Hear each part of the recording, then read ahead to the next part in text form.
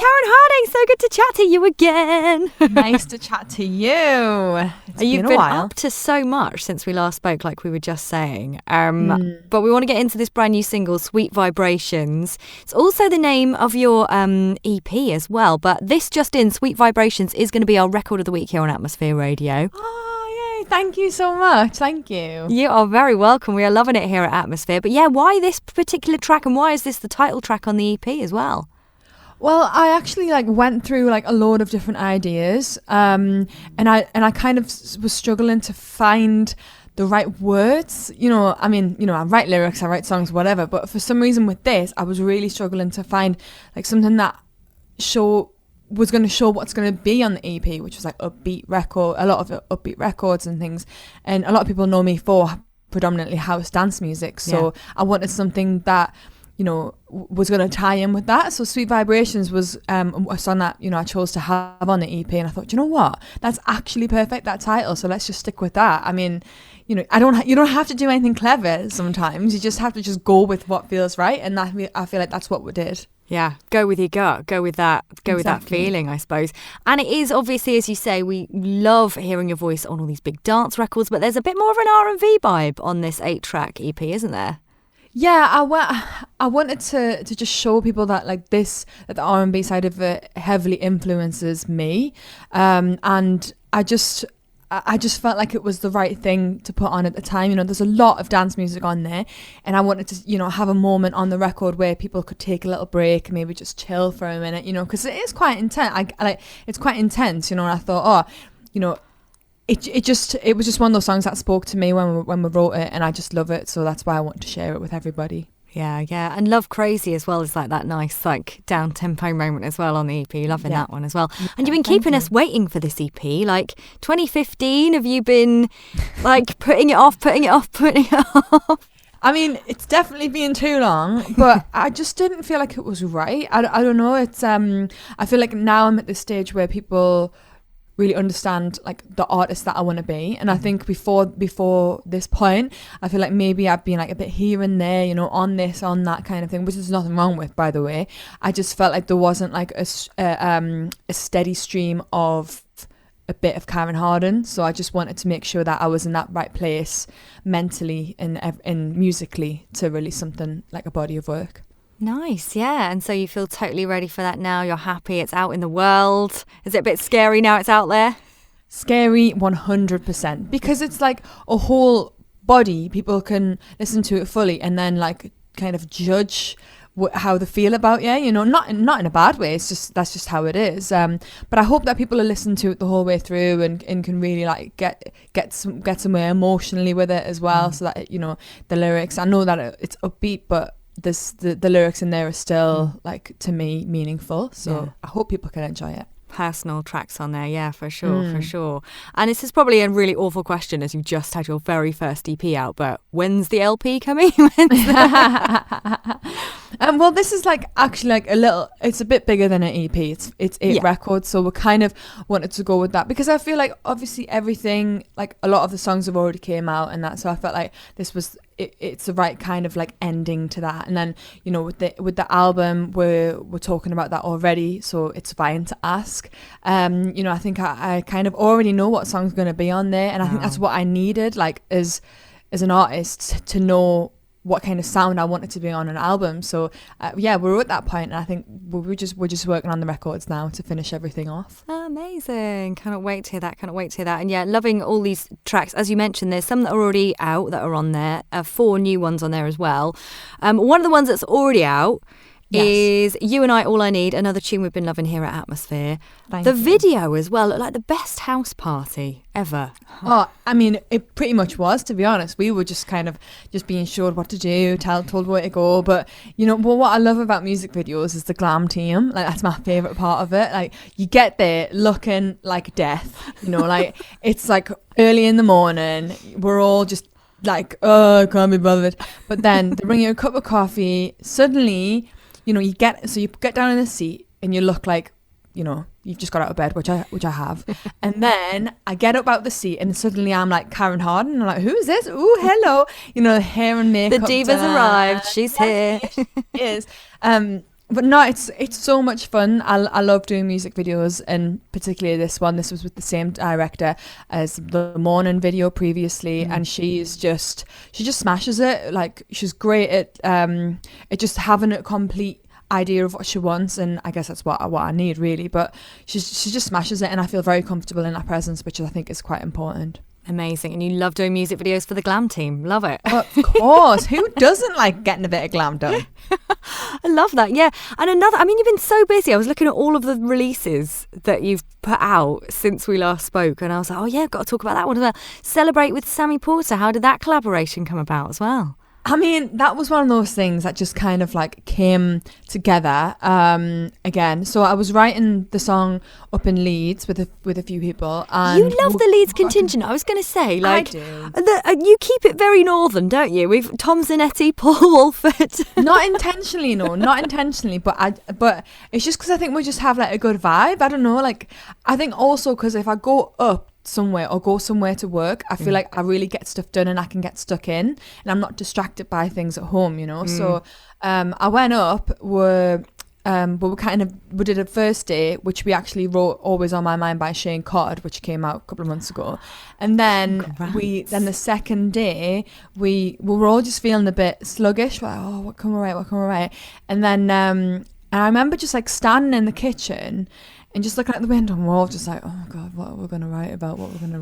It's sometimes like that, you know, in the studio. And I remember just seeing this like box of celebrations, and then I was like, oh, maybe you can write a song called Celebrate, or like Celebration or something. What? And honestly, the chorus, like the I just want to celebrate, it just came just like that. Like, I was like, oh, what about? Turn around, everyone was like, way, perfect. And then Sammy got to work on it. He asked for it and just smashed it out, you know. Like, I love his production anyway. I love his style. He's also an incredible DJ. So it was nice to be able to work on another record with someone, and Sammy's definitely someone I've always loved to work with. So yeah, amazing. I love that story. A little chocolate moment behind the can't go wrong with a bit of chocolate in the studio. I actually kind of demand it a bit because I'm a bit of a sweet tooth. Is it on your rider? I'm like, excuse me, I need some chocolate. Where's my celebrations? Yeah, I'd be crisps all the way. I'm a savoury gal myself. Oh, yeah, either one or the other, I find. You got, yeah. I mean, not that I would have a rider, but it would be crisps for me. Oh, you mentioned DJing there, and Sammy. Here's a question for you, because you've done so much DJing recently. DJing or singing? Oh, singing, I find DJs have a lot of pressure on them, like in a club and things like that, just to play the right kind of vibe, and make sure people don't leave. But I mean, I wouldn't say that I'm a DJ, you know. I just kind of like dabble in it a little bit. I actually like just bought some new decks that are more like the CDJs, just so I can practice and get a feel for it. And I actually really enjoy it. I enjoy the music selection. But I know that there's a lot of preparation, and it is difficult. It can be really difficult sometimes. So big up all the DJs, because you are smashing it. Don't take a DJ for granted, honestly. I love that. I might get that made into a jingle. But you did a set for us. I know you got, like you say, you got to dabble in a bit of DJing more recently. We got such a good reaction from it. So you must do us another mix again. Please do. Of course. I mean, I love it. I absolutely love it. I really appreciate you asking it. So yeah, thank you. Wicked. And looking through some, we mentioned a couple of the other people that feature on the EP and that you've worked with recently. Another one, Undo My Heart with Digital Farm Animals. Have you seen him without the pig helmet? Is my question. I have. Actually, has no one seen him without the pig helmet? Like, is it Nick Cable? Nick Gale. Yale. Yeah. Okay, so yeah, I mean, the pig thing is great because you don't have to do anything under there. No glam team required. Exactly. But the thing is, with that though, you know, if you're like really hungover or something, like, that's not going to feel that nice, is it? I guess. Like, yeah. It's bad enough if you've had something really garlicky and you've got to put your face mask on, to be having a whole pig helmet on. Yeah, with the pickled onion monster munch breath. No. Well, sticking with the DJing then for just a second as well. Any tunes you'd be dropping right now if we were asked you to do a mix? What's sort of on your playlist? Ooh, I mean, let me just find my favourites. Like, I do a lot of Spotify, like adding sort of it's just stuff so good, to isn't it, to like compartmentalise it all. Who's writing your list? Just put it in a playlist on Spotify. Exactly. I mean, what we're saying. I really like the Still Sleepless by D.O.D. and Carla Monroe. I think that's a vibe. Yeah. I'm also a huge fan of Salute. I think he's like an up and coming artist. He does like kind of, I wouldn't even know, amazing dance music. And Fred again, I'm just a massive fan of all of that stuff. It's just so good, so tasteful. Yeah, I love it. We've Lost Dancing. That was such a banger. I should have started with this, but congratulations, because the last time we spoke, I think you had put off your wedding. You have got married since we last spoke, and you had your little baby girl as well. Yes, so I mean, it all kind of happened at once. You've done all the big. I mean, everything. I got bangs. That's all I did, and you've had a baby and got married. bangs are a serious thing, you know. Yeah, a serious thing. But no, it's been amazing. I mean, I just kind of thought, you know what? I think a lot of people throughout the whole malarkey of last year, this year, whatever. I think a lot of people were just like, life's too short, and I think you just have to make the most of it. And for me, we wanted to be married ages ago, so we're just like, right, just do whatever. And Nina came along, and she's amazing, and it's a bit difficult sometimes to know what like to do, obviously, but also with music and singing and stuff, I feel grateful that I can do both still. And there's not too much pressure, and a lot of people are still understanding about it, you know.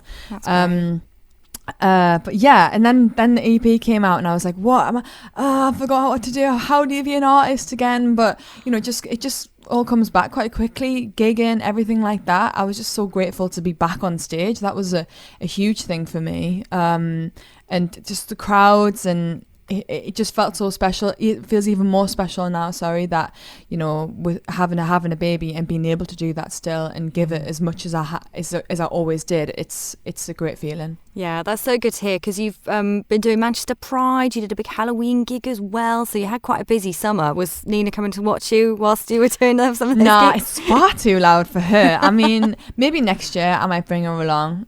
You just never know. I think it was just being good on. I mean, to be honest, I kind of like the break. Like, I won't lie. Not because she's hard work. It's just because I think it's that space of like your mind, you know. I'm sat in the car and I can relax and I can just get into that frame of mind for a gig, and I think most artists have that, you know. Most artists want that. Yeah, completely. And as one of the only cool music artists called Karen, I wanted to ask how you feel about the old Karen being used as a derogatory. I had a lockdown session. I had like an online lockdown DJ set or whatever, and I actually like had a talk about this. Did you? Well, not really. I was just like, I'm tired of these memes. Yeah, right. I'm going to do a Karen thing right now. No, I don't know. I've never actually. I think I have maybe met a Karen like the Karen, but I've also met like Sharons like that as well. You know, like I used Sharon. To say Sharon first. Yeah, like Sharon was always the thing. I mean, no offense to Sharons, by the way, guys. I'm just saying. I know how it feels. But no, there's a lot of cool Karens in the world, and I think people need to open their minds a little bit more to you know, just Karens who are normal. I'm trying to think if I've ever asked to speak to the manager, and you know what, I think I probably have. This food is not acceptable. Oh God, I shouldn't admit to that.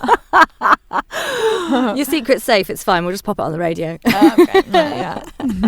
But just one other question to do with the end of the year. If you were DJing at midnight on New Year's Eve, what would be the tune you would be dropping, Karen Harding? Oh, well, I mean, honestly, that is a tough question. No, and when I used to DJ a million years ago, it would be like Florence and the Machine, You Got the Love, would always be my go-to answer. I'm sure I can find something more recent in my record collection. Thing. I mean, you want a hands in the air moment, don't you? 100%. Like the biggest tune of the year, and it's such a. I always feel like that is it's a lot of pressure when you talk about DJs. That's a lot of pressure, that one, isn't it? I think now you're saying that, like the hands in the air, I think I would definitely pick like something like Chic, like Good Times or something like that, where you know, everyone's high as a kite on like this energy. And I think I'd probably just get something to feed the energy, and that would be probably that kind of vibe I'd play. Oh, that sounds amazing. Amazing. Well, we'll have to get you on if we ever do a New Year's Eve midnight gig. I'm here. You know where I'm at. It's available. Oh, thank you so much for chatting to me. Good luck with the EP, with Sweet Vibrations. Going to be our record of the week, as I mentioned, here on Atmosphere Radio. And yeah, just love chatting to you. Good luck with the LP as well. Thank you so much for having us. I'll speak soon. Speak to you soon. Thank you so much. Andrea Fox, every Friday and Saturday from 8 a.m.